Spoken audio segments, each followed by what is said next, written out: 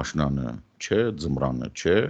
ամենամոտիկը դա ապրիլն է, որի մասին Ալիևը անձամբ ասում է, որ ապրիլին Հայաստանը պատրաստվում է հարձակվել։ Իրականում չի բացառում, որ մենք այնքան ասացինք, որ հարձակումը ապրիլին է լինելու, որ ինքը ենթադրեց, որ դա Հայաստանի պլանն է, որտեղ Ալիևի գնահատականը իրականության հետ շատ քիչ կապ ունի, մեծ հաշվով իր խոսույթից եւ ադրբեջանական խոսույթից երևում է, որ իրենք վտանգ են զգում Հայաստանից, այս ամբողջ պահանջները, որոնք Նիկոլի առջև դրվում են, դրանք հիմնականում վերաբերվում են Հայաստանին իրականում, ոչ թե Նիկոլին, որտեղ իրականում Ալիևը լավ հասկանում է, որ Հայաստանի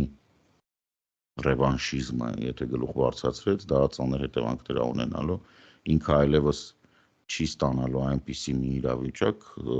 որ տիեզերքի բոլոր աստղերը նշ չեն կանգնելու, որ Սիրիայի գրողականներ, Թուրքիայի հատուկ